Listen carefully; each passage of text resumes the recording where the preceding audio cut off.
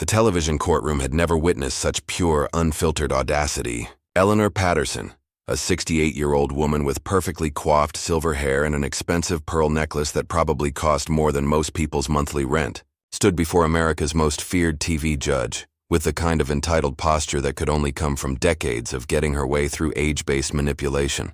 Her manicured finger was pointed directly at Judge Judy, who at 81 years old had forgotten more about law and life than Eleanor would ever know. The words that spilled from Eleanor's lips would cost her $25,000 and destroy her reputation in front of 10 million viewers. "Young lady, you need to learn to respect your elders. I have lived long enough to know when someone is being disrespectful to their betters."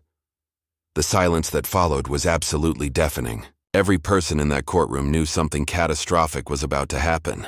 Judge Judy's eyes narrowed into that legendary death stare that had made attorneys with decades of experience break into cold sweats on national television. The audience members leaned forward in their seats, holding their collective breath. Even the bailiff's hand twitched slightly, anticipating the judicial nuclear explosion about to detonate. The cameras captured every millisecond of this moment, every flicker of arrogance on Eleanor's face, every subtle shift in Judge Judy's expression that signaled the incoming destruction. What Eleanor Patterson didn't know in that moment of smug superiority was that she had just made the single worst mistake of her entire 68 years on this planet. She didn't know that Judge Judy had spent the previous 24 hours personally investigating Eleanor's background, making phone calls to previous defendants, pulling court records, and building a case file that would expose decades of abusive behavior. She didn't know that the woman she had just called young lady and lectured about respecting elders was 13 years older than her and had presided over 20,000 cases before Eleanor was even born. She didn't know that in exactly 36 seconds, her entire world would collapse, her reputation would be destroyed, and she would become the most hated Karen on the internet. Before we show you what happened in those devastating 36 seconds, you need to understand that what you're about to witness is pure justice in its most satisfying form. This is the moment when entitlement meets accountability, when someone who has spent decades hiding behind their age as a shield for terrible behavior finally faces consequences that actually stick. This isn't about disrespecting older people. This is about exposing someone who weaponizes their age to abuse others, who uses respect your elders as a manipulation tactic rather than something they've earned through their behavior. Make sure you hit that like button right now if you're ready to see an entitled elder get the reality check she desperately needs, because what Judge Judy is about to do in the next few minutes will restore your faith in the justice system. Subscribe to this channel because we're dedicated to showing what happens when bullies of any age mess with the wrong judge, when manipulators try their tactics on someone who sees right through them, and when people who think they're untouchable discover that accountability always catches up eventually. What's coming in the next few minutes will be the most satisfying courtroom moment you've seen all year. And trust me, you don't want to miss a single second of it. Judge Judy's response wasn't just a legal ruling. It was a masterclass in destroying someone's entire worldview in less than a minute, exposing years of abuse, and delivering consequences so severe that Eleanor Patterson would spend years trying to recover from them. The $25,000 fine was only part of Eleanor's punishment. What Judge Judy revealed about her past would make Eleanor's entire community turn against her, would cost her friendships, social standing, and every ounce of the respect she thought she was entitled to simply because she had managed to live 68 years.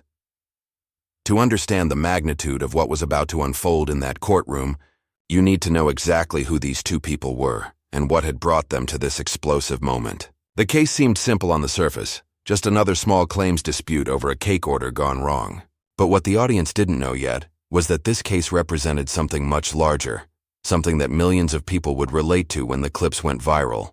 This was about what happens when a serial bully finally picks the wrong target, when someone who has spent years terrorizing small business owners and service workers meets a judge who doesn't care about age or status, only about evidence and truth. Marcus Chen, the 34-year-old plaintiff sitting nervously at his podium, represented everything good about the American dream. He was a small business owner who ran Chen's Sweet Corner, a family bakery that his immigrant parents had started 40 years ago in a neighborhood that had watched it become a beloved institution. This was the kind of place where 3 generations celebrated birthdays together, where the smell of fresh bread drew people from blocks away, where Marcus knew his regular customers by name and remembered their favorite pastries without needing to check his notes. Marcus had grown up in that bakery, learning the business from his parents who had worked 16-hour days to build something special, something that served their community and made people's lives a little sweeter. Marcus was the embodiment of everything a good business owner should be. He was hard-working, putting in the same long hours his parents had taught him were necessary for success. He was respectful, treating every customer like they mattered regardless of how much money they spent. He was honest to a fault, sometimes to his own financial detriment because he believed in doing right by people even when it cost him. His bakery had earned a reputation for quality and reliability over 4 decades, with thousands of satisfied customers who trusted Chen's Sweet Corner with their most important celebrations. That reputation was built on consistent excellence, attention to detail, and a genuine commitment to making people happy through the simple act of creating beautiful, delicious cakes and pastries. 6 months ago, Eleanor Patterson had walked through the doors of Chen's Sweet Corner and ordered a custom cake for her granddaughter's birthday party. From that moment, Marcus's life became a nightmare that would cost him $15,000 in lost business, damage his family's 40-year reputation, and teach him that sometimes doing everything right still isn't enough to protect yourself from people who are determined to destroy you. Eleanor had been specific about her requirements, almost obsessively so. She wanted a 3-tier vanilla cake with buttercream frosting, decorated with edible flowers in specific colors, designed to serve 50 people. Marcus had taken detailed notes during their consultation, writing down every specification while Eleanor watched. He had repeated the order back to her twice to confirm every detail. He had even created a written contract with all the specifications clearly listed, and Eleanor had signed it. Acknowledging that the order was correct, the price was agreed at $350, which was actually below Marcus's usual rate for a cake of that size and complexity. But he believed in fair pricing and building long-term customer relationships rather than maximizing profit on every transaction. Eleanor paid a 50% deposit of $175 up front, standard practice for custom orders that required Marcus to purchase premium ingredients and dedicate significant time to creation. Everything seemed normal, just another custom cake order for Marcus, who had handled hundreds of similar orders over the years without incident. He had no way of knowing that Eleanor Patterson was about to weaponize this simple business transaction into a campaign of destruction that would nearly ruin everything his family had built. The week leading up to the delivery, Marcus personally supervised the cake's creation with the kind of attention to detail that had built his reputation. He used premium vanilla beans imported from Madagascar, the kind that cost 5 times more than artificial vanilla, but created a depth of flavor that customers could taste in every bite. His pastry chef, who had trained at culinary school in Paris and could have worked at any high-end restaurant but chose to stay at Chen's Sweet Corner because she loved the family atmosphere, spent hours handcrafting each edible flower. These weren't simple decorations pressed from molds. They were miniature works of art, each petal individually shaped and colored to create flowers so realistic that customers often asked if they were real before being told they were entirely edible. Marcus photographed the finished cake from multiple angles before delivery, a standard practice he had implemented years ago specifically to protect himself in case of disputes. The cake was absolutely stunning, 3 perfectly level tiers covered in smooth buttercream frosting that had been carefully colored to complement the edible flowers. The flowers cascaded down one side of the cake in an arrangement that looked effortless, but had taken hours to achieve. The whole creation was a masterpiece that Marcus was genuinely proud of, the kind of cake that would be the centerpiece of any celebration and create memories that lasted years. He carefully loaded it into his delivery van, which was specially equipped with climate control and secure mounting to ensure cakes arrived in perfect condition, and headed to Eleanor's address at exactly 2 o'clock in the afternoon. Precisely on time as the contract specified. From the moment Eleanor opened her door, everything went catastrophically wrong in ways that Marcus couldn't have predicted or prevented. She took one look at the cake, and her face immediately twisted into an expression of theatrical outrage that suggested she had been preparing for this moment. She began screaming before Marcus had even finished carrying the cake through her doorway, her voice rising to decibel levels that brought neighbors to their windows. According to Eleanor, everything about the cake was completely wrong. A total disaster that had ruined her granddaughter's birthday party before it had even begun. She claimed she had ordered chocolate cake, not vanilla, even though the signed contract clearly specified vanilla. She insisted she had requested fondant covering, not buttercream, even though buttercream was explicitly listed in the written order she had approved. She declared she had specified 75 servings, not 50, even though the contract stated 50, and the deposit had been calculated based on that number. The edible flowers were supposedly the wrong colors, even though Marcus had matched them exactly to the color samples Eleanor had approved during their consultation. Everything was ruined, her granddaughter's party was destroyed, and Marcus was an incompetent fraud who should be shut down immediately. The volume and intensity of her outrage seemed designed not just to express dissatisfaction, but to establish a narrative, to create a scene that would justify everything that came next.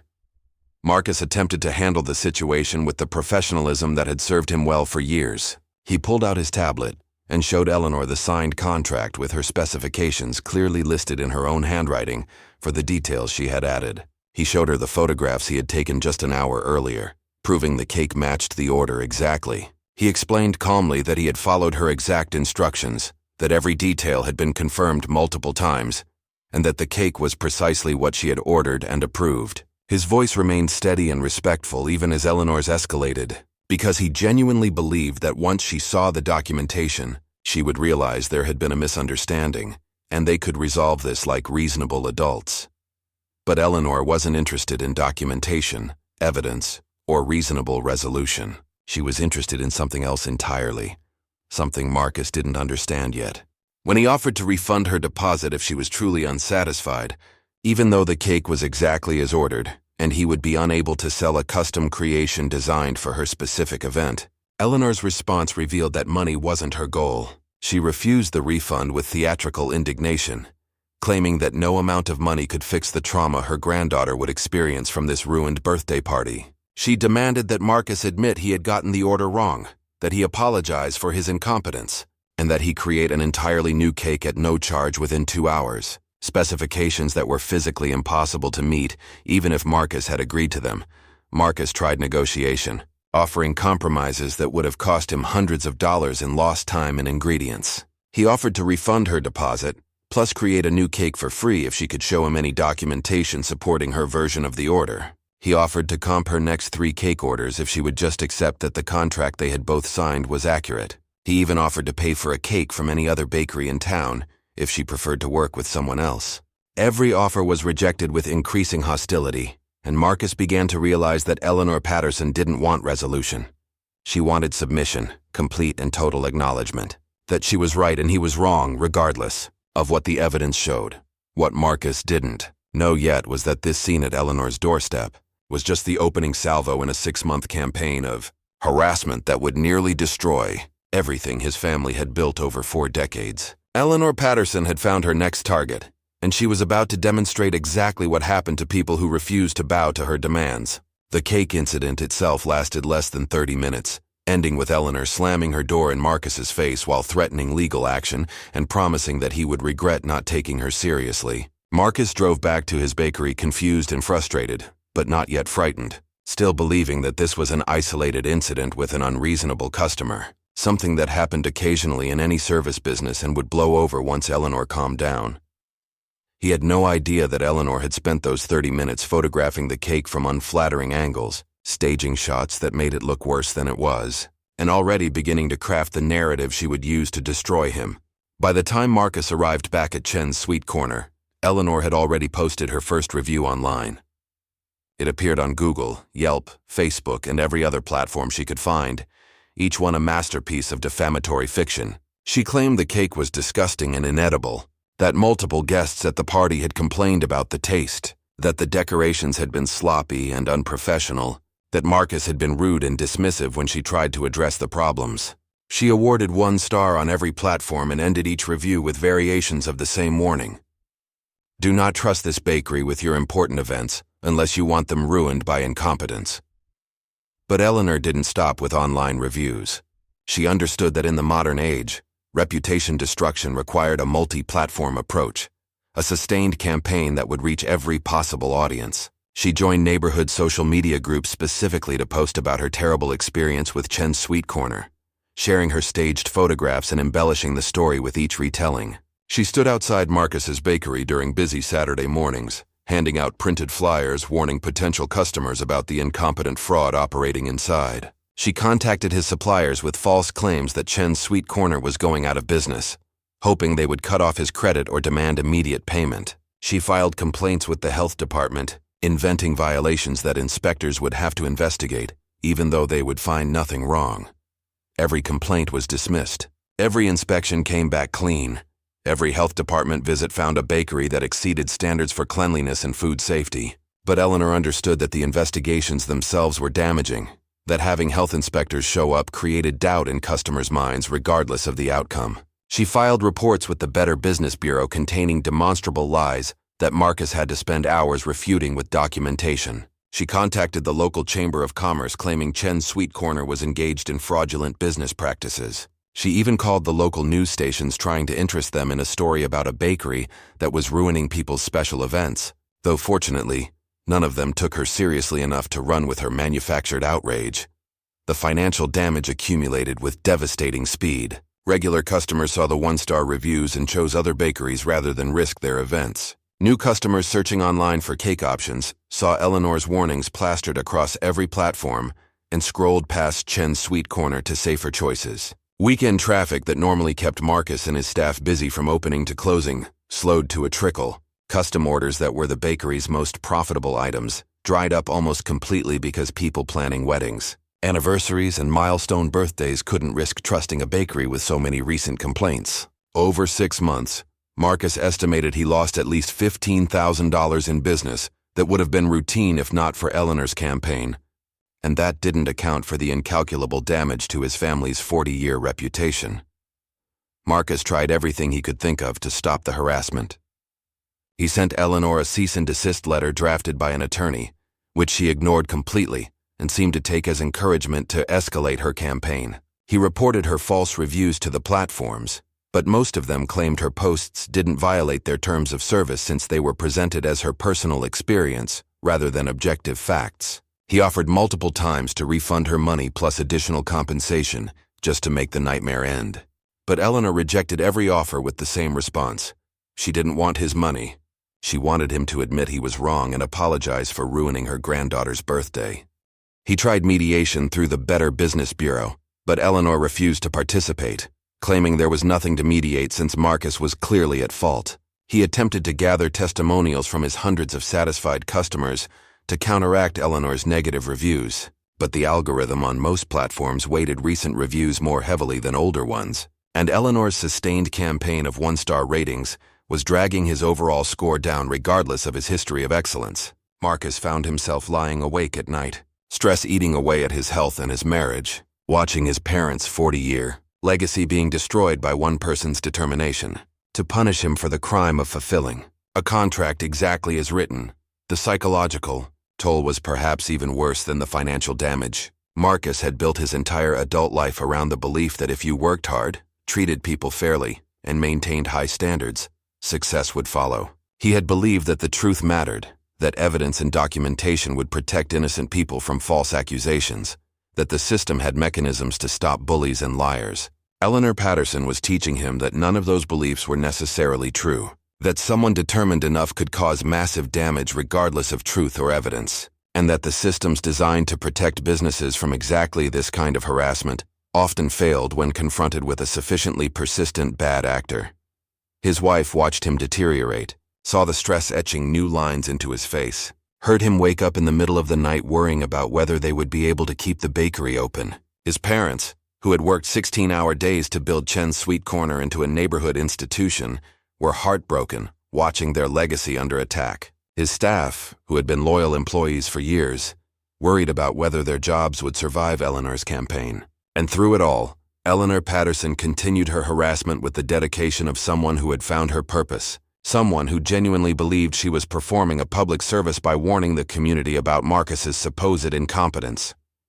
The final insult came 6 months into the harassment campaign. Eleanor filed a lawsuit in small claims court demanding $5,000 in damages for the ruined birthday party, claiming emotional distress, humiliation in front of her guests, and the cost of having to purchase a replacement cake. The lawsuit was frivolous on its face, contradicted by Marcus's documentation and the signed contract, but it represented another front in Eleanor's war of attrition. Marcus would have to take time away from his struggling business to defend himself in court. He would have to hire an attorney, or at least pay for legal consultation. And even if he won, which seemed likely given the evidence, he would gain nothing except vindication, while Eleanor would continue her harassment campaign. That's when Marcus made the decision that would change everything. He had heard about Judge Judy's show, knew that she handled cases exactly like his, and understood that appearing on national television carried risks, but also offered an opportunity that regular small claims court didn't provide. If he could get Eleanor in front of a judge who wouldn't be manipulated by age-based appeals or theatrical outrage, if he could expose her pattern of behavior to an audience of millions, maybe he could finally get justice and protect other small business owners from becoming her next victims. He applied to appear on Judge Judy, providing all his documentation and explaining the 6-month harassment campaign in detail. The producers recognized immediately that this case had everything viewers loved: clear evidence of wrongdoing, a sympathetic plaintiff, and a defendant whose behavior was so outrageous it practically begged for judicial intervention. Eleanor Patterson received the invitation to appear on Judge Judy and made a catastrophic miscalculation. She saw this as an opportunity, a chance to humiliate Marcus on national television and validate her crusade against his bakery in front of millions of witnesses. She spent weeks preparing for her appearance, but not by gathering evidence to support her claims. She prepared by perfecting her performance, rehearsing her outraged victim routine, and compiling her list of complaints. She recruited friends to write statements supporting her version of events. She practiced her testimony in front of her bathroom mirror, refining her wounded elderly woman persona. She chose her outfit carefully to project dignity and respectability. What Eleanor never did was consider what would happen if Judge Judy didn't believe her performance, didn't accept her age-based appeals to authority, and decided to investigate the pattern of behavior that had brought her to this point.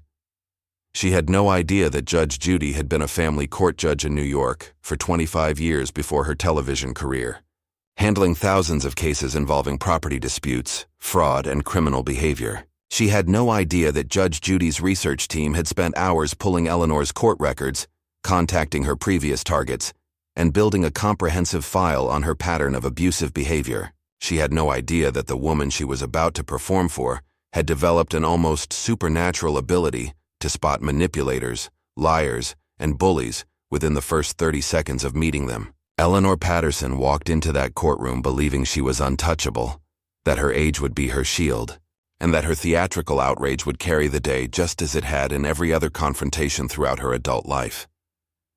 The morning of the taping, both parties arrived at the studio with completely different mindsets and preparations. Marcus Chen carried a folder containing the signed contract, photographs of the completed cake, copies of Eleanor's harassing reviews and complaints, documentation of the financial damage her campaign had caused, and testimonials from dozens of satisfied customers spanning decades. His evidence was organized chronologically and cross-referenced, every claim backed by documentation that could be verified. He wore a simple button-down shirt and slacks, presentable but not flashy, the outfit of someone who had come to present facts rather than perform. His hands trembled slightly as he waited in the holding area, not from fear of losing, but from the emotional weight of 6 months of harassment finally reaching some kind of resolution. Eleanor Patterson arrived dressed in her carefully chosen outfit, the pearl necklace that had belonged to her mother prominently displayed, her silver hair styled in a way that suggested dignified maturity rather than vanity. She carried a leather portfolio containing printouts of her complaint reviews, statements from friends who would swear the party had been ruined, and photographs of the cake taken from angles that made it look as unprofessional as possible. She had no contract because she claimed Marcus had written it incorrectly. She had no objective documentation because she claimed she had been too distraught at the time to think clearly. What she had instead was absolute confidence in her ability to perform the role of wronged grandmother, and a complete conviction that her 68 years entitled her to deference and belief. The courtroom itself was packed with an audience that sensed something special was about to unfold. Judge Judy's producers had flagged this case as potentially explosive based on the preliminary paperwork and the stark contrast between the parties' evidence. Audience members who had watched Judge Judy for years recognized certain signs. The way the producers briefed them with extra emphasis on maintaining silence during testimony, the way the camera operators positioned themselves for optimal coverage, the subtle energy in the air that suggested they were about to witness something memorable. These regular viewers had seen Judge Judy dismantle thousands of cases, but they could always tell when something extraordinary was building. Judge Judy reviewed the case file one final time before taking her seat, her experienced eyes scanning the documentation with the speed and precision that came from decades of legal work. She saw immediately the disparity between Marcus's meticulous evidence and Eleanor's theatrical complaints. She noted the signed contract, the photographic proof, the documented harassment campaign. She also saw something else in Eleanor's background check, a pattern that had repeated itself dozens of times over the past 5 years. This wasn't an isolated incident of an unreasonable customer. This was a serial abuser who had weaponized the legal system and social media platforms to terrorize anyone who refused to submit to her demands. Judge Judy had dealt with thousands of difficult people, but something about Eleanor Patterson's pattern triggered her most powerful instincts about dangerous personalities hiding behind respectable facades. The bailiff called the court to order and Judge Judy entered with her characteristic no-nonsense energy, taking her seat and immediately establishing the atmosphere of serious accountability that made her courtroom different from typical daytime television. She began with the standard procedural elements, confirming identities and establishing the basic facts of the case. Marcus Chen was suing Eleanor Patterson for $15,000 in damages caused by a 6-month harassment campaign. Eleanor Patterson was countersuing for $5,000, claiming Marcus had ruined her granddaughter's birthday party with an incorrectly prepared cake. The stage was set for what should have been a straightforward evidence-based ruling.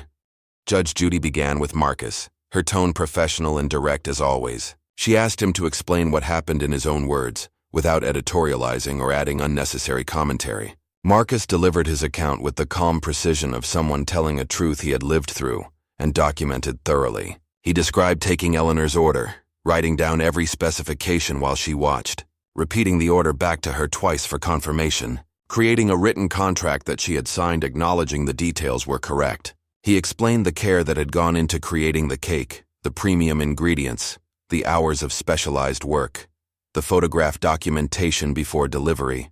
His voice remained steady as he described Eleanor's reaction at delivery and the 6-month campaign of harassment that followed.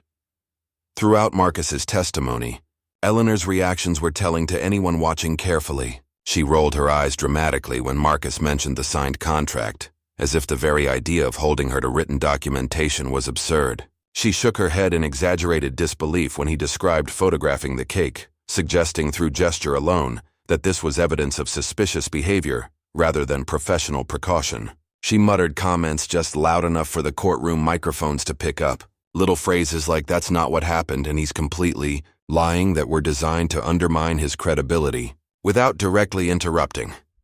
Judge Judy let Eleanor continue these small performances without immediate correction, watching carefully, cataloging every gesture of disrespect and entitled behavior.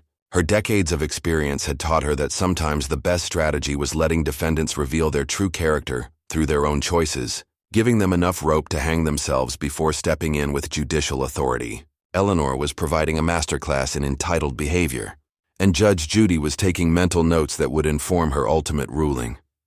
When Marcus finished presenting his evidence, laying out the contract, the photographs, the documentation of Eleanor's harassment campaign, and the financial records showing his losses, Judge Judy turned to Eleanor with a deceptively simple question. "Mrs. Patterson, do you have the signed contract that Mr. Chen just showed me?" It was a straightforward yes or no question, the kind that should have been answered in a single word.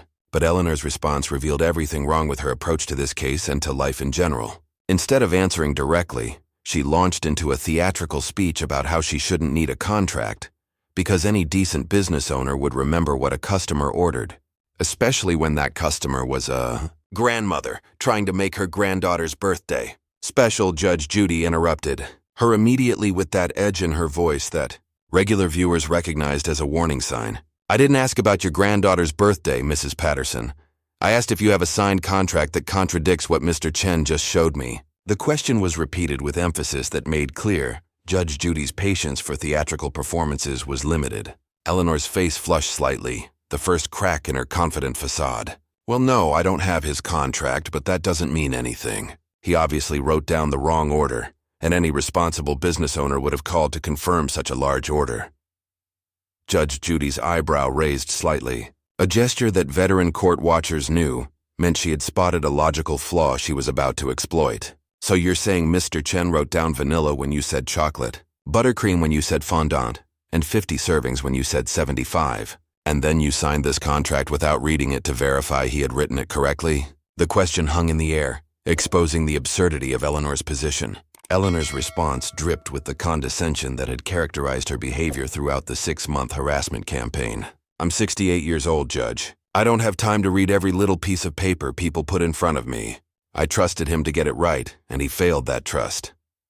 The courtroom audience shifted uncomfortably, sensing that Eleanor had just said something that would not play well with a judge who valued personal responsibility and attention to detail. Judge Judy leaned forward slightly, her expression neutral but her eyes sharp.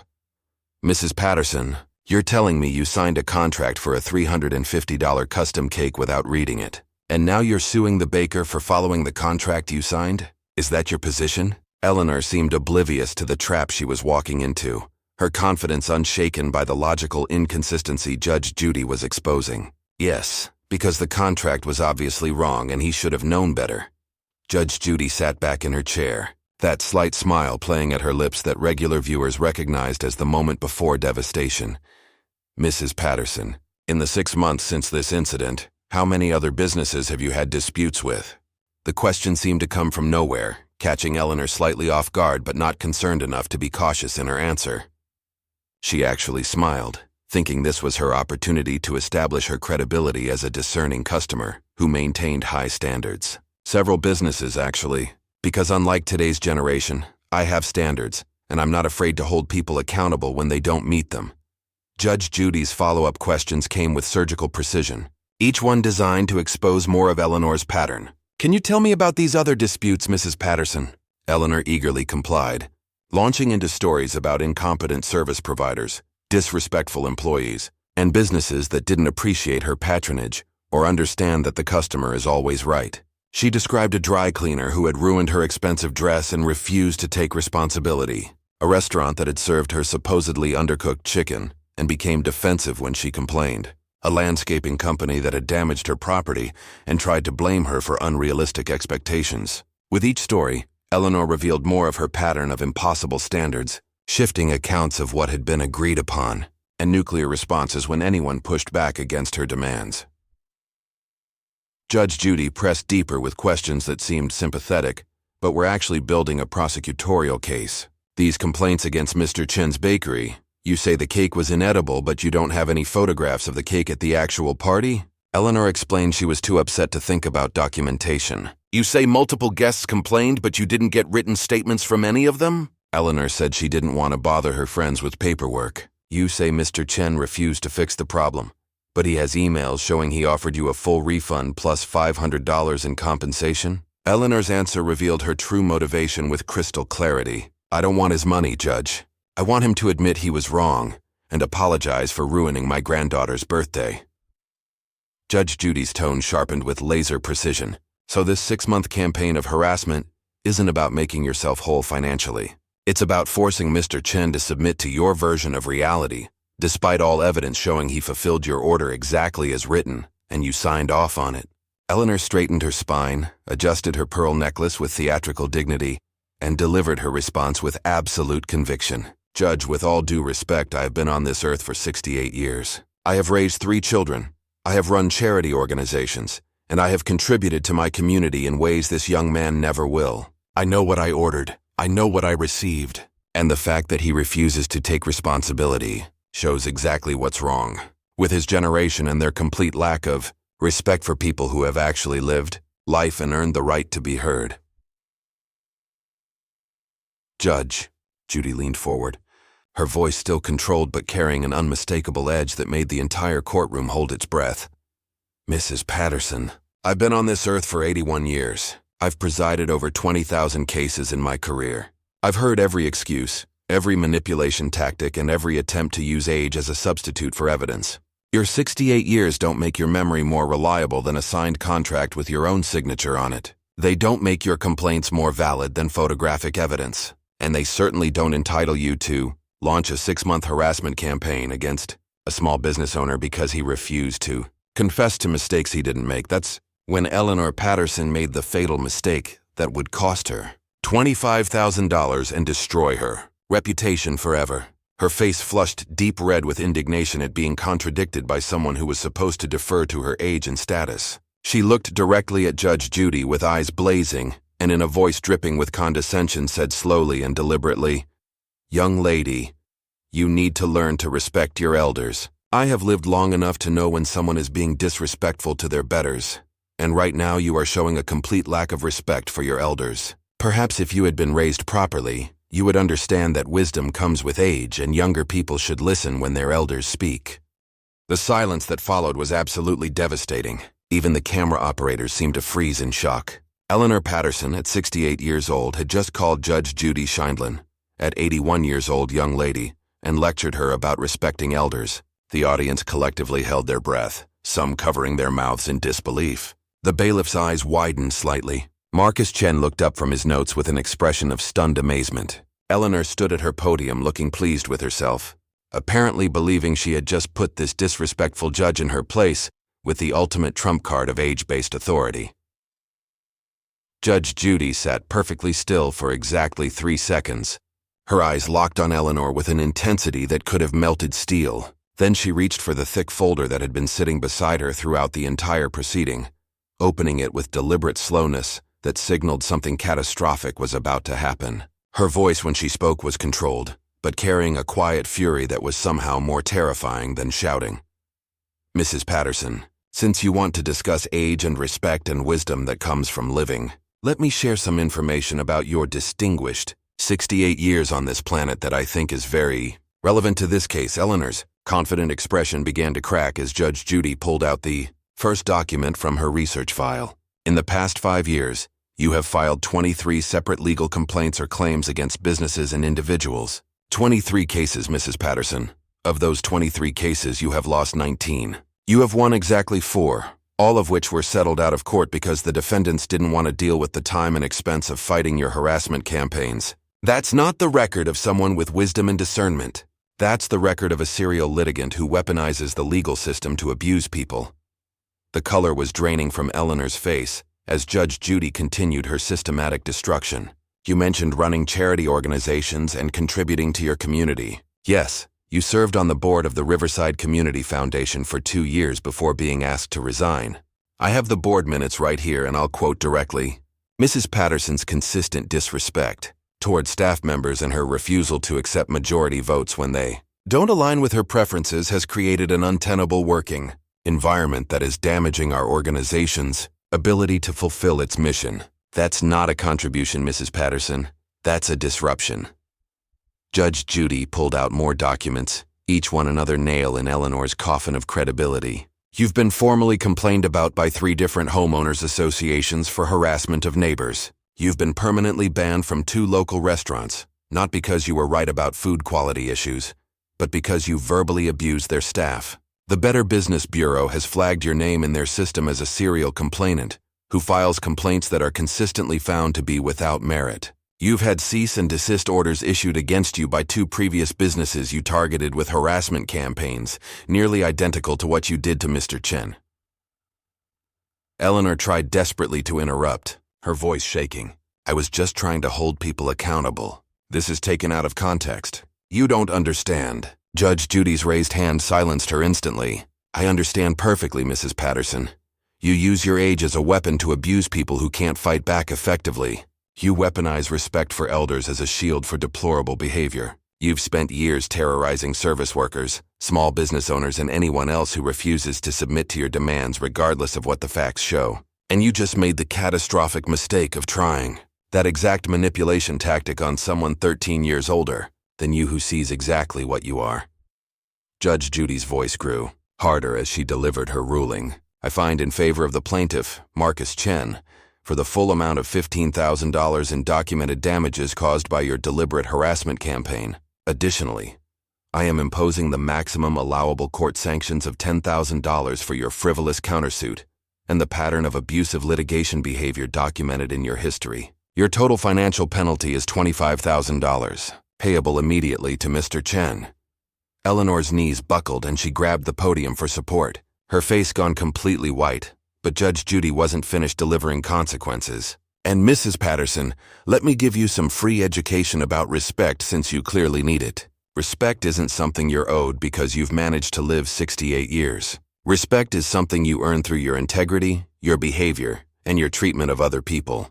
Based on everything I've seen in your file and everything you've demonstrated in my courtroom today, you haven't earned anyone's respect. What you've earned is this $25,000 lesson in accountability. Case dismissed. The gavel came down with absolute finality. Eleanor Patterson stood frozen at the podium, her entire world collapsing around her in real time. The audience erupted in spontaneous applause for Marcus Chen, who had tears of relief streaming down his face after 6 months of nightmare finally ending in validation. Eleanor stumbled away from the podium, requiring the bailiff's assistance to leave the courtroom, her expensive outfit and pearl necklace unable to restore the dignity that had been stripped away by her own arrogance, meeting immovable accountability. Within hours of the episode airing, clips of Eleanor calling Judge Judy a young lady exploded across every social media platform. The hashtag #RespectYourElders backfire trended worldwide as millions shared the video of a 68-year-old woman lecturing an 81-year-old judge about elder respect. Eleanor Patterson became the internet's most hated Karen overnight, her face recognized everywhere as the poster child for age-based entitlement meeting devastating consequences. Meanwhile, Chen's Sweet Corner experienced an explosion of support, with orders pouring in from across the country from viewers who wanted to support the small business owner who had finally received justice. The case became a cultural touchstone referenced whenever someone tried to weaponize age or status to avoid accountability. Eleanor Patterson had wanted to destroy Marcus Chen's reputation and force him into submission. Instead, she paid $25,000 for the privilege of teaching the world that respect must be earned through behavior. That age doesn't excuse abuse, and that eventually every bully meets someone who refuses to be manipulated. Make sure you subscribe and share this video with anyone who needs to see what happens when entitlement meets accountability, because sometimes justice is expensive, public, and absolutely perfect.